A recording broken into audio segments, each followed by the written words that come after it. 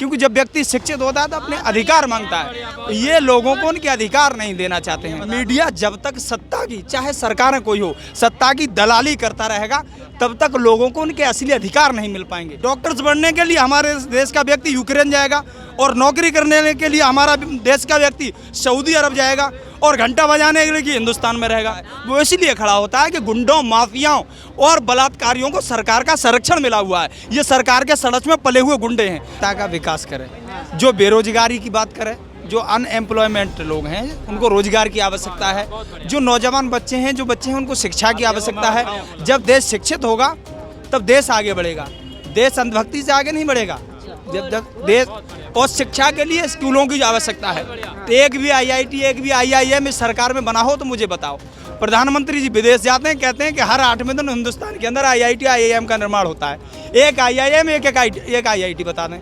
ये लोग चाहते हैं जो मौजूदा सरकार है ये देश में अशिक्षा को बढ़ावा दे करके इनके पीछे लोग दौड़ लगाते रहें, शिक्षा से दूर रहें। क्योंकि जब व्यक्ति शिक्षित होता है तो अपने अधिकार मांगता है। ये लोगों को उनके अधिकार नहीं देना चाहते हैं। और 24 की बात मैं करूं, जब तक EVM है, अभी मीडिया कहेगी सबसे, अगर ये रवीश कुमार ने कहा था कि एक बिका हुआ पत्रकार देश में मरा हुआ नागरिक पैदा करता है। मीडिया जब तक सत्ता की, चाहे सरकार कोई हो, सत्ता की दलाली करता रहेगा तब तक लोगों को उनके असली अधिकार नहीं मिल पाएंगे। वोट देने से सरकारें बनती हैं। अमित शाह अभी पश्चिम बंगाल में जाके कहते हैं कि CAA और NRC लागू होकर रहेगा। मैं पूछना चाहता हूं, देश का कौन सा व्यक्ति CAA मांग रहा है? देश रोजगार मांगता है, देश शिक्षा मांगता है, देश स्वास्थ्य मांगता है। कोरोना के समय में कहीं CAA, NRC या कृषि काले कानूनों से देश नहीं चला था, देश अस्पतालों से चला था। और अस्पतालों को डॉक्टर्स की जरूरत थी। डॉक्टर्स बनने के लिए हमारे देश का व्यक्ति यूक्रेन जाएगा और नौकरी करने के लिए हमारा देश का व्यक्ति सऊदी अरब जाएगा और घंटा बजाने के लिए हिंदुस्तान में रहेगा। तो देश को रोजगार, शिक्षा की आवश्यकता है और लोगों को पूछना चाहिए। मीडिया सबसे बुरा काम कर रहा है देश के अंदर और मीडिया देश को गुलाम बनाने पर जा रहा है। ये मीडिया का काम है। जब तक मीडिया सरकार से सवाल नहीं पूछेगा, मीडिया का काम है विपक्ष से सवाल पूछना। विपक्ष के लोग तो विपक्ष में बैठे हुए हैं। जब तक मीडिया के लोग सरकार से सीधा सवाल नहीं पूछेंगे तब तक परिवर्तन आने वाला नहीं है। सरकार से पूछा जाए कि जब आप किसान की बात करते हैं कि हिंदुस्तान एक कृषि प्रधान देश है, ये सब जानते हैं कि हिंदुस्तान कृषि प्रधान देश है, तो यहाँ किसान को बढ़ावा देना चाहिए। लेकिन किसान अपने अधिकारों के लिए तो भारतीय जनता पार्टी का सांसद का बेटा इतने अहंकार में मद में मस्त होता है कि उनके ऊपर गाड़ी चढ़ाकर चला जाता है।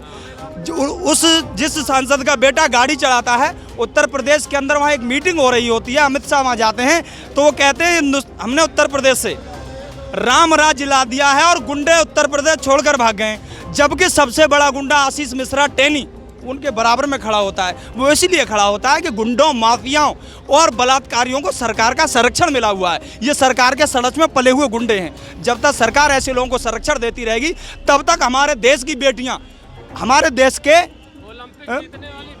देश के जो उपराष्ट्रपति जगदीप धनखड़ साहब हैं, उनकी मिमिक्री यानी नकल उतारने से उनकी बेइज्जती हो जाती है। लेकिन वहीं हिंदुस्तान की बेटियों का शोषण करने वाला व्यक्ति सरेआम मीडिया के सामने चिल्लाता है और वो उल्लू के पट्टे मीडिया वालों से सवाल नहीं करते। तो ये क्यों बोल रहा है कि दबदबा है? जिसने बेटियों का बलात्कार किया, शोषण किया और उसके खिलाफ रिपोर्ट है, वो ये कहता है दबदबा है और दबदबा रहेगा। बुलडोजर कहाँ है योगी जी का? उत्तर प्रदेश में बाबा जी तो 2 मिनट में बुलडोजर ले आते हैं। कहाँ चला जाता है ऐसे समय पर बुलडोजर जाति मजहब देखकर नहीं चलना चाहिए। बुलडोजर अपराधी पर चलना चाहिए। अपराधी चाहे किसी धर्म, किसी मजहब का हो, अपराधी है।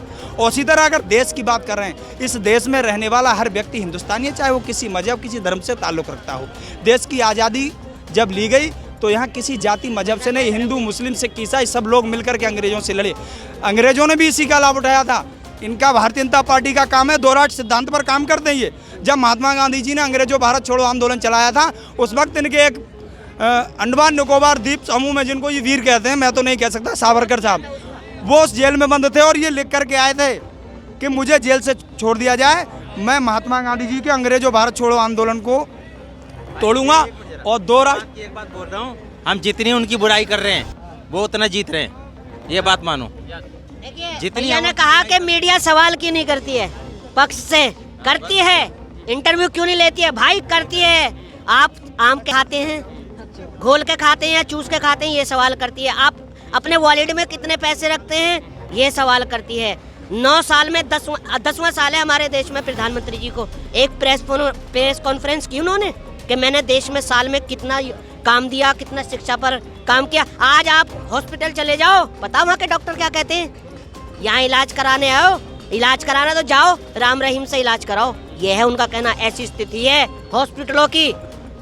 तो भैया मैं उनसे यही कहना चाहूँगा कि आप इन चीज़ों को छोड़ के देश का भला करें और शिक्षा पे काम करें, स्वास्थ्य पे काम करें। अभी ये रेसलर्स के ऊपर सवाल उठाए थे कि रेसलर्स जो हैं वो अपना उनके खिलाफ कुछ हुआ नहीं, कुछ मुकदमे नहीं हुए, बेटियां सेफ नहीं है, क्या कहना चाहेंगे उस पर? हाँ, धनखड़ जी पे याद आ गया।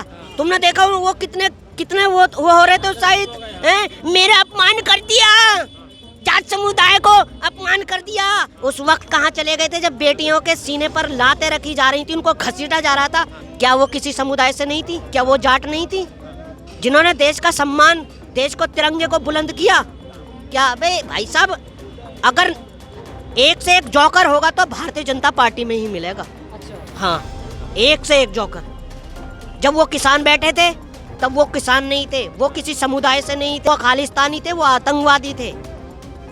तो ये देश जो है, मैं सिर्फ ईश्वर से, भगवान से यही दुआ करूँगा कि मेरा देश 2024 से पहले ऐसा कुछ ना हो जो हमारे देश को बहुत बड़ा कुछ भुगतना पड़े, और मेरे देश का जो भी हर एक हिंदुस्तानी है वो सही सलामत रहे। और एक मैसेज और देना चाहूँगा आपके चैनल के माध्यम से, सभी हिंदू, मुस्लिम, सिख, ईसाई सब मेरे मिलके भाई, एक रोटी कम खाएं मगर अपने बच्चों को ज़रूर पढ़ाएं।